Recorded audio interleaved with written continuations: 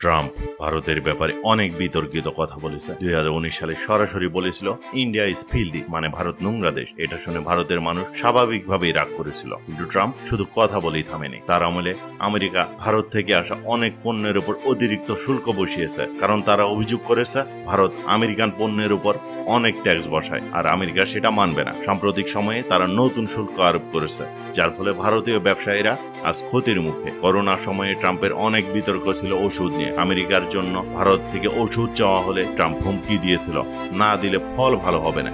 এই কথা অনেকের মনে ভয় আর ক্ষোভের সৃষ্টি করেছিল। আরেকটু বড় ইস্যু হলো H-1B ভিসা। ট্রাম্প প্রশাসন অনেক ভারতীয় ছাত্র ও কর্মীর এই বিশেষ ভিসাটি কঠোর করে বন্ধ করে দেয়। এই ভিসায় হাজার হাজার ভারতীয় মার্কিন যুক্তরাষ্ট্রে কাজ করেন, এর ফলে তাদের ভবিষ্যৎ অনিশ্চিত হয়ে পড়ে। ট্রাম্প মোদির কথাও মঞ্চে নকল করেছে, বিশেষ করে বলেছিল আপকি বার ট্রাম্প সরকার, যা অনেক ভারতীয়র কাছে অবমাননাকর মনে হয়েছে।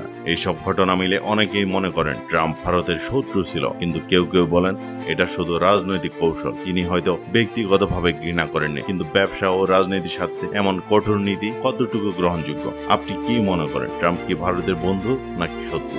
ধন্যবাদ।